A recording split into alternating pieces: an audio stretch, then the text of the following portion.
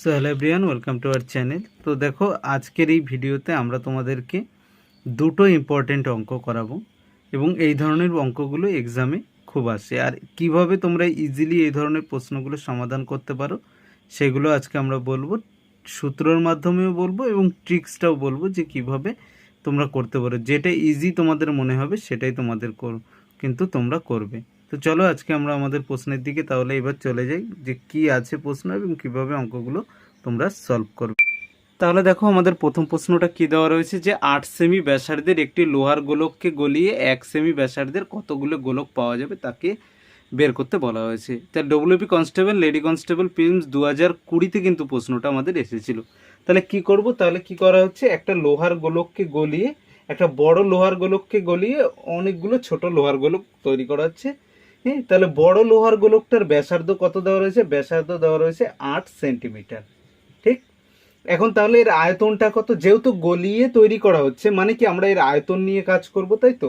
কতটা আয়তন মানে কি কতটা ওর মধ্যে পদার্থ আছে, তাহলে আয়তন কতটা, আয়তনের সূত্র আমরা কি জানি, 4/3 পাই আর কিউব। এটা হলো আয়তনের সূত্র। আর মানে কত, এখানে 8 সেমি দেওয়া রয়েছে।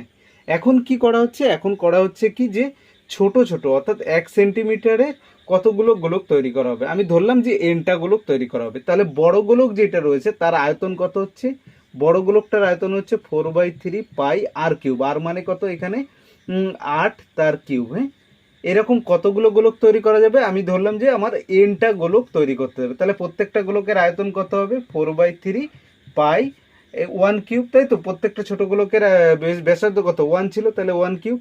তাহলে এই টোটাল যা আয়তন হবে ছোট গোলকগুলো মিলে সেটা কি বড় গোলকের সঙ্গে সমান হবে।